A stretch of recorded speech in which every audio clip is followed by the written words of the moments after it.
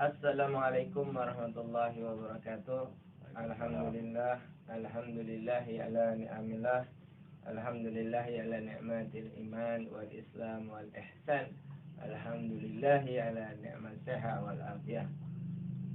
Allahumma salli wa sallim wa barik ala sayyidina Muhammadin miftahi babi rahmatillah adada man fi ilmillah salatan wa salaman daimaini bidawamil mulkilah. Segala puji bagi Allah yang harus kita terus puji atas nikmat yang telah diberikan kepada kita, atas nikmat iman, Islam dan ihsannya, juga nikmat sehat walafiat.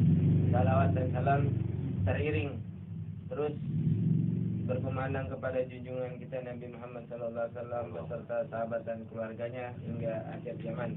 Dan pemirsa Khairul Al-Farisi Channel, saat ini kita akan mencoba membahas tentang asam lambung, di mana asam lambung itu memang penyakit yang bisa dikatakan aneh tapi nyata, karena asam lambung bisa berpengaruh dari pikiran dan juga pola makan dan pola hidup yang salah. Nah, untuk itu, untuk membahas lebih lanjut, saya sudah kedatangan narasumber kita. Alhamdulillah sudah berada di tengah-tengah kita. Assalamualaikum. Waalaikumsalam warahmatullahi wabarakatuh. Alhamdulillah sehat sore. Alhamdulillah sehat. Alhamdulillah. Ini nih memang agak sulit. Kita nggak usah banyak cincong atau gimana, karena kayaknya udah banyak yang penasaran. Sebenarnya tuh karena temanya kita lagi ngebahas asam lambung nih. Iya. Di mana asam lambung itu bisa mempengaruhi anggota tubuh yang lain. Benar. Sebenarnya asam lambung itu apa sih tadi? Asam lambung ini kalau menurut kedokteran atau menurut kita orang awam nih, asam lambung satu zat untuk mencerna makanan yang masuk dalam tubuh kita nih. Karena semua orang pasti memiliki asam lambung. Karena kalau nggak ada asam lambung, makanan nggak bisa dicerna, Bu ya. Jadi kita penting. Nah, yang berbahaya itu asam lambung yang berlebih. Asam lambung yang berlebih. Makanya kadang-kadang kalau asam lambung itu berlebih itu efeknya kemana-mana. Contohnya seperti apa tuh asam lambung yang berlebih itu? Salah satunya ya kalau bisa, yang sering lah bisa mual. Disebabkan. Mah termasuk nggak? Mah itu kalau itu sebenarnya lambung yang luka. Oh, lambung yang luka. Makanya orang kadang-kadang lu sakit lambung. Enggak, lambung gua nggak apa-apa. Karena itu bukan lambung, bukan asam lambung. Kalau yang perih itu biasanya dari mah. Nah, asam lambung itu tuh biasanya tuh banyak kali variannya nih. Ini kita ngomong varian nih. Asam lambung kita masih bahas asam lambung nih. Varian banyak nih ternyata nih. Ternyata pemirsa ya, asam lambung hanya nama pertama, ternyata variannya banyak. Kita korek aja lebih dalam ya. Gimana sih asam lambung itu variannya banyak? Maksudnya kayak apa? Emangnya dia minuman rasa-rasa, Ustaz? Oh iya. Aduh, kayaknya minuman rasa-rasa di mana? Coba. Jadi kalau asam lambung itu satu nama, tapi efeknya itu kemana-mana, Bu. Rasanya. Itu disebabkan itu dirasakan dari ujung rambut sampai ujung kaki. Makanya salah satu penyebabnya itu kalau bahasa kedokteran GERD. Nah, itu timbul namanya rasa cemas yang berlebih. GERD itu rasa cemas yang berlebih. Bukan. Beda. Kalau rasa cemas berlebih itu namanya anxiety. Anxiety berarti tingkatannya udah di atas GERD tuh. Nah, bukan. Kalau GERD itu tuh global. Oh, GERD global. Dia tentang lambung nih. Nah, kalau anxiety itu salah satu akibat dari asam lambung.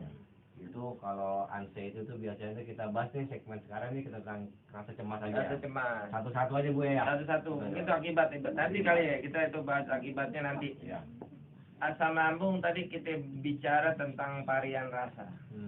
Bisa menyangkut ke seluruh tubuh dari ujung rambut sampai ujung kuku. Ya. Nah, asam lambung itu kan nggak mungkin datang asam lambung. Tiba-tiba nggak mungkin. Biasanya kita pengen tahu penyebabnya yang bisa menimbulkan asam lambung itu apa ya? Penyebab yang bisa kita rasain, bisa dapat asam lambung. Sebabnya pasti ada sebab akibat dong. Kira-kira penyebabnya apa?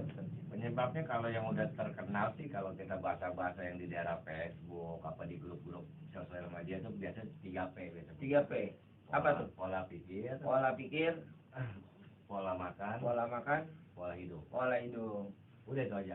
Jadi penyebabnya ada pola makan, pola pikir, dan pola hidup. Wah, ini mah berkaitan semua ya. Iya, berkaitan kalau semua. Pola hidup yang pasti salah pola makan, Iya. juga salah pola pikir. Iya. Kenapa bisa? Coba saya jelasin. Kalau pola pikir penyebab asam lambung yang diakibatkan apa tuh? Gini Bu ya, kalau untuk sebenarnya gini, kita baca satu dulu ya. Pola makan sebenarnya asam lambung itu cepat naiknya itu disebabkan 80% itu dari pola pikir sebenarnya. Pola pikir makanya kalau orang pikirannya stres dia lebih cepat naiknya dibandingkan cara makan sebenarnya. Bandingin salah makan. Makanya kalau orang udah kena anxiety itu dia rasa cemasnya berlebih. Kayak contoh begini Bu ya, dia maksudnya gue dia kalau terjadi sesuatu dengan tubuh dia rasa sakit itu bisa berlebih, bisa 10 kali 20 kali lipat itu rasanya yang dia rasakan. Padahal sebenarnya tidak ada apa-apa. Berarti bukan yang kejadian nyata, tapi pola pikirnya seakan-akan dia melebihi rasa sakitnya 10 kali lipat. Biasanya kalau udah kena anxiety itu ingatnya cuma satu Bu ya. Apa tuh? Kuburan. Waduh, Kuburan. repot juga ya. Waduh, Kuburan. emang sih semua bakalan mati ya, cuman gimana itu ya, aduh. Ya kita bukan kata orang, kata siapa ya, kita pernah ngalamin sendiri soalnya Bu. Pernah ngalamin berarti sendiri. pengidap juga dulu ya? Pengidap. Pengidap apa penderita nih? Penderita Yang kayak sudah sembuh ya? Sudah sembuh. Alhamdulillah sudah sembuh. Alhamdulillah. Berarti dulu ingat kuburan mulu ya? Iya. Itu kalau udah kena rasa itu sampai gitu dosa kebayangan semua. Allah. Kayak nonton gitu Bu ya. Nah, untuk cara mengatasi anxiety sebenarnya agak susah, agak gampang. Ya kalau orang yang belum pernah merasakan gampang kelihatannya gampang. Tapi kalau orang yang merasakan rasa sakit kena anxiety itu agak susah. Ya kayak memang gitu. Saya juga pernah nemuin tuh ada orang terlalu kayaknya biasa aja lagi santai gitu ya. Iya. Ini terlalu berlebihan, cuman katanya lu belum ngerasain kan katanya gitu. Benar. Cuman jujur aja memang kita nggak tahu apa rasanya, makanya kita pengen tahu gitu ya kan. Iya. Apa sih kenapa gitu. Terus juga anxiety ditimbulkan pola pikir. Berarti kalau kita bicara pola pikir atau pola hidup sama pola makan, Ya. Dari sisi salah yang mana tuh? Pola pikir yang bisa menyebabkan anxiety atau agak asam lambung berarti kan pola pikir yang salah, Iya. ya kan? Semacam apa gitu misalnya, ataukah memang boleh dia mikirin hidup atau dia mikirin apa gimana gitu? Nah, kalau untuk pola pikir gini Bu. Kalau kita bahas dari sisi tauhid gimana? Nah, kalau sisi tauhid pola pikir itu gini. Biasanya orang yang rasa cemas berlebih itu Bu ya. Biasanya itu orang-orang yang hubud dunia. Cinta sama dunia dia. Itu yang kita rasakan karena kita di sini kita pernah sama guru besar kita juga nih dikasih ujangan sedikit.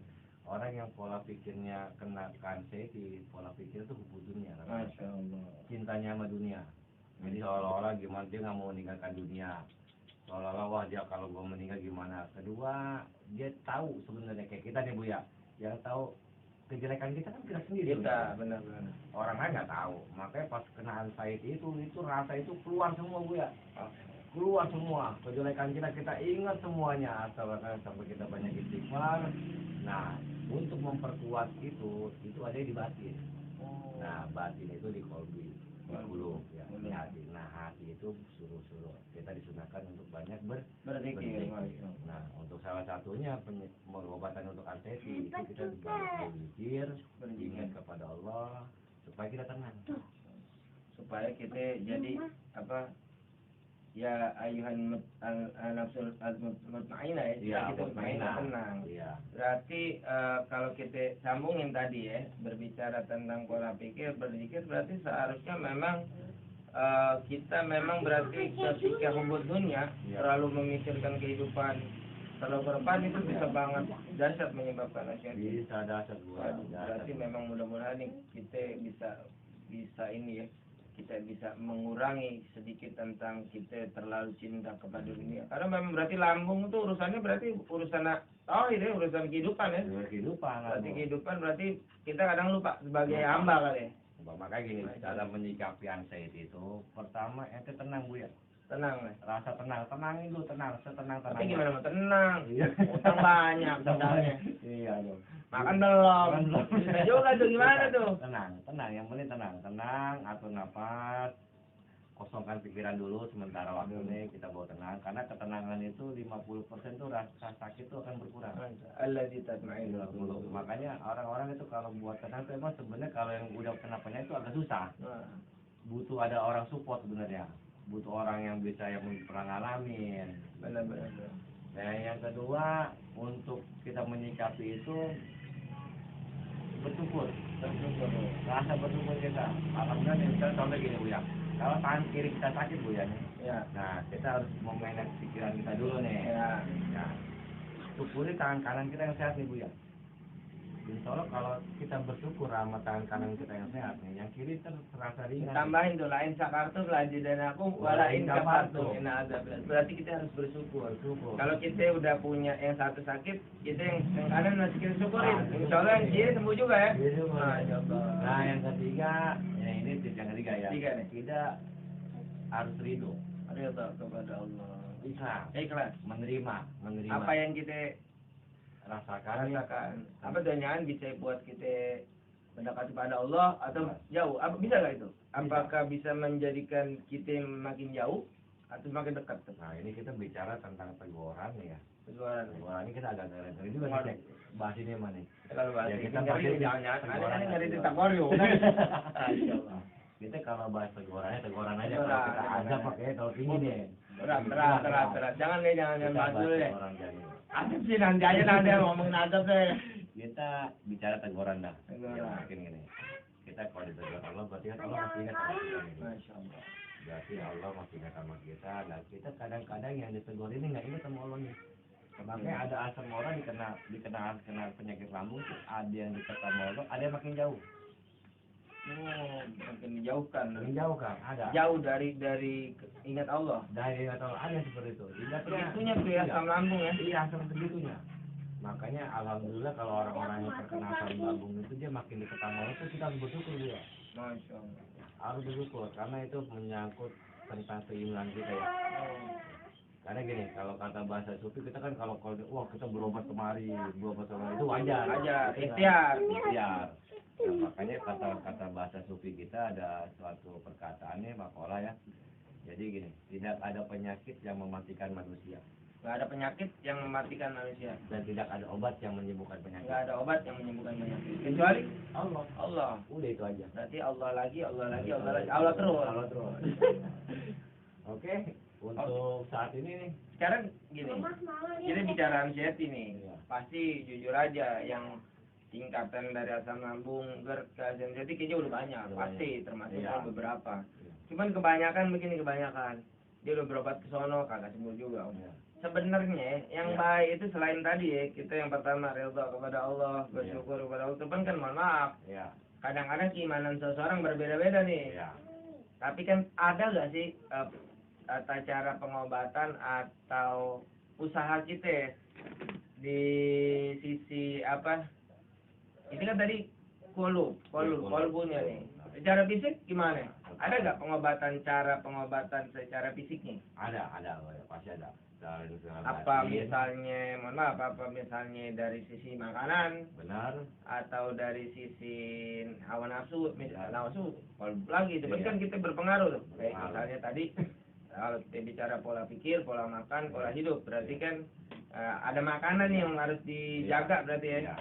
Sebenarnya ada nggak makanan yang dipantang? Ya, makanan dipantang ini Bu ya. Untuk penderita asam lambung itu sebenarnya semua pantangan sama. Dia nggak ada beda. Nggak bisa makan dong nih. Semua, tapi banyak juga yang bisa dimakan. Bisa makan, bisa. Berarti nggak perlu khawatir. Ya, contohnya yang bisa kita makan nih untuk yang boleh aja. Contoh sayuran aja ya. Yang penting gitu ya. Wortel boleh. Berarti makan sop masih aman. Pisang boleh. Timun boleh. Berarti sayuran aman nih. Nggak semuanya. Nggak semua. Kalau yang nggak boleh, salah satu nih kayak model bayam, kangkung, singkong, brokoli, kembang kol, itu nggak boleh. Kenapa nggak boleh? Nah gini, ada beberapa faktor makanan itu yang mempercepat asam lambung itu, memproses asam lambung itu lebih cepat naik atau meningkat. Apa aja, gua makan ini nggak apa-apa. Ya asam lambung sebenarnya kayak bom waktu Bu ya. Berarti tubuh nggak apa-apa, tapi suatu saat dia nyimpan. Nyimpan ya. Waduh. Waktu itu yang bahaya itu yang seperti itu. Makanya setiap orang yang kena asam lambung, ya saya sampai saat ini saya tetap saya jaga makan.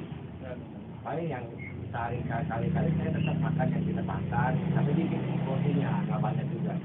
Duren boleh duren nih. Duren wah jangan coba-coba. Coba. Nih, Buah yang boleh dimakan apa aja?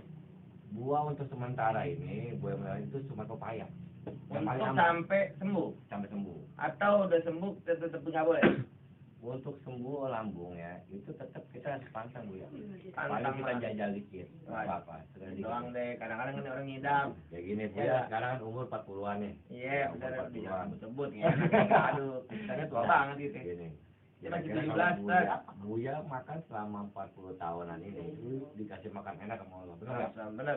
Nah, kalau udah kena asam lambung Buya, itu Buya cuma disuruh menjaga selama 3 bulan 10 hari. 3 bulan 10 hari menjaga makan, pola Pola makan. makan dulu. Tadi kita bicara pola pikir adalah tenang, berzikir kepada Allah. Sekarang pola makan Pola nih. makan. Maksimal 3 bulan 10 hari sampai tenang tuh asam Iya. lambung. Kenapa 3 bulan 10 hari? Karena gini, lambung itu ada namanya dinding lambung. Dinding lambung. Nah, dinding lambung itu dilapisin salah satu dengan enzim. Oh enzim. Nah, enzim ini nih yang mencegah asam lambung itu keluar. Oh gitu. Nah, karena kita makan dari dulu kita nggak teratur, makan yang bersoda, pedas, akhirnya ada dinding lambung enzimnya tipis. Oh gitu. Nah, sarafnya kemana dia nih kenanya? Efeknya, misalnya yang bocor arahnya kepala. Salah dikit makan kepala jahanam Bu ya, bisa muter itu orang. Oh.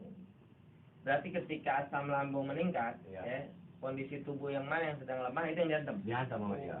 Makanya kalau tapi ya sakit kepala gua, ya iya bener kepala yang sakit. Iya, kebanyakan gitu. Iya. Sakit kepala, dia minum obat sakit kepala dia nggak sembuh. Iya. Ternyata dia minum obat lambung dia sembuh. Nah makanya itulah yang disebabkan dari asam lambung itu sebenarnya Bu ya. Nah kalau asam lambung dia normal itu kepala sembuh sendiri sebenarnya. Kalau obat-obatan ada nggak yang bisa kita minum? Kalau untuk saat ini nih, Standar kalau obat- herbal apa nih kita? Ya herbal atau herbal dulu lah. Herbal sih sebenarnya murah meriah Bu ya, cuman pakai biang kunyit. Cuman ada caranya. Biang kunyit. Biang kunyit ada caranya, yaitu kita ambil biang kunyit seperempat, terus digodok dengan 1 liter setengah air, kasih gula Jawa nih, Gula Jawa. dua butir ya, Dua batang. dua batang, kasih garam dikit sampai mendidih direbus. Oh gitu. Nah setelah Kayak mendidih, bikin jamu dong. Bikin jamu. Oh bikin jamu. nah setelah mendidih tuh jangan lupa diaduk Bu ya, 20 menit. 20 menit sampai. 20 menit diaduk sampai didinginkan, disaring, taruh di botol, minum 1 hari 1 gelas. Kalau kunyit kayak tukang jamu beda. Beda, kalau jamu itu kan cuman warnanya doang kuning Bu ya. Warnanya doang kuning. Lebih baik itu kita bikin sendiri. Jangan pakai serbuk kunyit. Bisa jadi Bisa jadi ya. kita nggak mengisi Oh, suka iya, jamu nggak, ya. maksudnya jangan kan gitu doang. Jangan.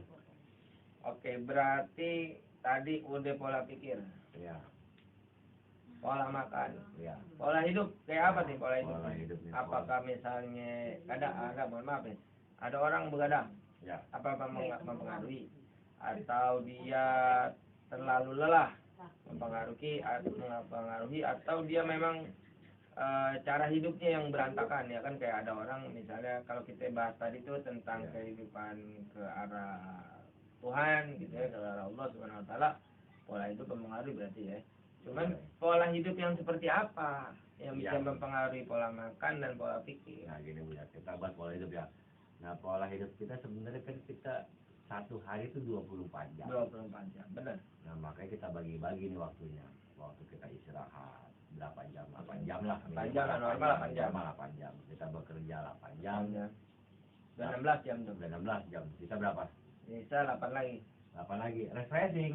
Jalan-jalan. Healing. Karena asam lambung itu butuh penyegaran. Betul ya. Iya, dia mumet dikit angos. Berarti nih, ntar dulu Iya. berbicara healing nih buat orang-orang yang kantongnya tipis gimana nih, kan nggak semudah itu. Wah gampang Bu. Kalau untuk healing begini, kita sebenarnya emang agak susah sebenarnya. Kalau orang udah kena asam lambung itu agak susah diajak jalan-jalan sebenarnya. Berarti healingnya nggak harus jalan-jalan. Karena dia pertama kalau dia jalan jauh dia udah pikir takut ada apa-apa di jalan.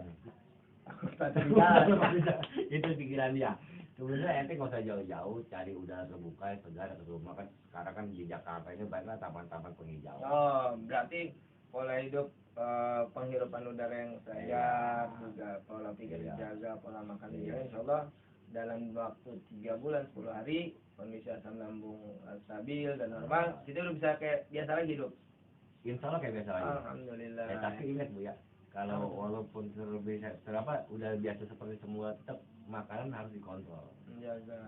Karena kalau asam lambung itu dia bukan dibilang sembuh dibilang enggak, emang sembuh. Lambung itu kan ada 2 ya. Asam lambung itu di mana tuh? Ya lambung atas kah atau lambung bawah? Sebenarnya gini, dia tergantung sarafnya Bu ya. Saraf yang dijebol lama ini di mana nih sarafnya? Oh, yang tadi tuh ya. Yang tadi. Dia bocornya kemana? Kalau apa ke lambung bawah? Biasanya kalau di lambung atas, lambung bawah ini itu yang dihajar biasa di dada. Di dada sini. Ya, nyosor, ngap. Orang biasanya kalau udah dihajar di daerah sini nih, biasanya cuma satu nih, batu nisan. Waduh, sama dosanya banyak. Waduh, utang numpuk. Jabatan belum ya. Nah, makanya pikiran itu kita abaikan. Makanya itu yang tadi kita bilang, kita jangan kalau melihat sesuatu yang menegangkan, kita alihkan pikiran kita. Usahakan seperti itu aja. Karena kalau kita fokus ke situ, itu stres kita. Stres. Makanya kalau udah stres, sembuh penyakitnya asam lambung. Sembuh asam lambungnya. Iya. Karena kalau sembuh total apa gimana? Sembuh total. Kalau kita stres, asam lambung sembuh total. Cuman gila. Waduh, itu namanya bukan sembuh ya. Itu namanya sholat aja udah halang nggak sholat ya. Cuman gila Bu ya. Karena stres ya. Jadi pemirsa cukup menarik ya perbincangan kita dari bagaimana sih asam lambung. Memang sih pembahasan kita nggak pembahasan berat, gitu ya, hanya ngobrol santai tentang asam lambung. Tadi kita udah bahas asam lambung itu meningkat dari pola pikir, pola hidup dan pola makan, juga penyebab-penyebabnya yang paling agak parah adalah efek anxiety ya, rasa cemas berlebihan. Kalau bisa dikatakan paranoid ya? Bisa. Oh, berarti obatan juga tadi udah di herbal, kita udah dicoba, dikasih tahu. Ada gak coba pesan atau solusi ringkas gitu yang bisa kita terima nih dari yang kita kira-kira apa aja nih? Baca silakan dijelaskan ya. Bismillahirrahmanirrahim. Assalamualaikum warahmatullahi wabarakatuh. Ini kira info aja ya, buat pengidap asam lambung. Ya setiap orang pasti likulidain dawahu di lamon. Setiap makhluk yang masih hidup pasti dikasih penyakit. Dan setiap penyakit itu pasti ada obatnya. Setiap penyakit ada obatnya. Iya, ilal maut kecuali mati nggak ada obat. Insya Allah kita kalau kita mati dalam keadaan husnul khotimah, gitu ya. Karena termasuk syahid nih, kalau penyakit lambung tuh ada di dalam hadis yang penyakit di dalam perut, tenggelam, lihat dan segala macam termasuk dalam kata syuhada ya. Tapi jangan minta ya. Jangan minta ya. Pokoknya insya Allah teman-teman cepat sembuh lah. Yang penting kita jaga makan dulu. Makan yang pertama. Makan kita jaga, terus pola pikir kita itu kalau di rumah-rumah ada pengajian, majelis zikir, itu kita datangin itu buat ketenangan batin. Alladzina tatma'innu qulub. Nah itu maksudnya kita tenang aja dengan mendekatkan diri kepada Allah dengan pengajian dan lain gitu ya. Nah, qulub ala bi dzikrillah Nah yang ketiga emang pola hidup kita kalau bisa kita teratur, kita jadwal nih jam-jam kita kerja, jam kita istirahat, jam kita olahraga, memporsikan apa yang Allah udah kasih. Iya. Ada jatahnya tidur, ada jatahnya beribadah, ada jatahnya jalan-jalan. Kalau punya duit, tapi kalau nggak punya duit banyak di sekitaran rumah yang bisa kita buat jalan-jalan. Kira-kira refreshing. Jalur hijau banyak lah. Jalur hijau. Alhamdulillah tadi kita udah bahas bersama guru kita tentang bagaimana asam lambung dan juga penyebab-penyebabnya. Tadi yang pasti adalah pola pikir, pola hidup dan pola makan harus dijaga. Terus yang kedua, selanjutnya juga tadi beberapa pengobatan herbal, terus tetap tenang dan mudah-mudahan membantu sedikit. Nanti akan kita bahas lebih dalam lagi. Untuk saat ini kita masih global dulu nih guru ya. Nanti akan lebih dalam nih di episode berikutnya akan lebih dalam, mungkin nanti akan lebih bertanya fokus, kan kita masih global. Mudah-mudahan ya demikian yang perbincangan kita tentang sedikit pengetahuan tentang asam lambung, penyebabnya dan beberapa sedikit akibat, juga pengobatan atau bagaimana tata cara kita menangani asam lambung. Mudah-mudahan bermanfaat. Wabillahi taufiq wal hidayah. Wassalamualaikum warahmatullahi wabarakatuh. Waalaikumsalam warahmatullahi wabarakatuh.